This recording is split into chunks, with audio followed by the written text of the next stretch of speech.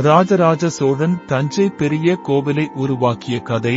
தமிழக மண்ணின் பெருமைமிகு மன்னன் ராஜராஜ சோழன் சோழ பேரரசின் பொற்காலத்தை உருவாக்கியவர். அவரது மிகப்பெரிய சாதனைகளில் ஒன்று தஞ்சை பெரிய கோவிலை கட்டியதுதான். கோவில் கட்ட எண்ணியது எப்படி?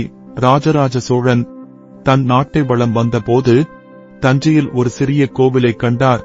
அந்த சிறிய கோவிலை பார்த்து, இவ்வளவு பெரிய நாட்டிற்கு இவ்வளவு சிறிய கோவில் போதுமா என்று எண்ணினார். அவர் தனது உள்ளத்தில் தன் நாட்டின் பெருமையை போற்றும் வகையில் ஒரு மாபெரும் கோவிலை கட்ட வேண்டும் என்ற ஆசை ஏற்பட்டது. கோவிலின் கட்டுமானம் தனது ஆசையை நிறைவேற்ற ராஜராஜ சோழன் நாட்டின் பல்வேறு பகுதிகளிலிருந்து கைவினைஞர்களையும் கட்டிடக் கலைஞர்களையும் அழைத்து வந்தார். அவர்களுடன் இணைந்து தஞ்சை மண்ணில் ஒரு அற்புதமான கோவிலை உருவாக்கத் தொடங்கினார். கோவிலின் கட்டுமானம் மிகவும் கடினமானதாக இருந்தது. ஆயிரக்கணக்கான தொழிலாளர்கள் பல ஆண்டுகள் உழைத்து இந்த மாபெரும் கோவிலை கட்டினார்கள். கோவிலின் கட்டுமானத்திற்கு தேவையான கற்கள் தொலைதூரங்களிலிருந்து கொண்டு வரப்பட்டன. அந்த கற்களை உயரமான கோபுரத்தில் ஏற்றி வைப்பது மிகவும் சவாலான காரியமாக இருந்தது. ஆனால் ராஜராஜ சோழனின் விடாமுயற்சியால் அனைத்தும் சாத்தியமானது. கோவிலின் சிறப்புகள்.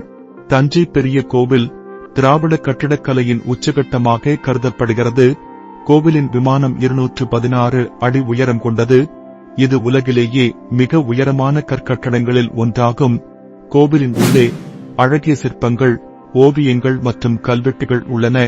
இந்த கல்வெட்டுகள் மூலம் சோழர்களின் காலத்து வாழ்க்கை முறை மற்றும் கலாச்சாரம் பற்றி நமக்கு தெரிய வருகிறது. கோவிலின் முக்கியத்துவம். தஞ்சை பெரிய கோவில் தமிழர்களின் கலை மற்றும் கலாச்சாரத்தின் சின்னமாக திகழ்கிறது. இது உலக பாரம்பரிய சின்னமாகவும் அறிவிக்கப்பட்டுள்ளது. இந்த கோவில் ராஜராஜ சோழனின் மிகப்பெரிய சாதனையாகும். ராஜராஜ சோழன் தஞ்சை பெரிய கோவிலை கட்டிய கதை ஒரு மன்னனின் விடாமுயற்சி மற்றும் கலைஞர்களின் திறமையின் சான்றாகும். இந்த கோவில் என்றும் தமிழர்களின் பெருமையாக திகழ்கிறது.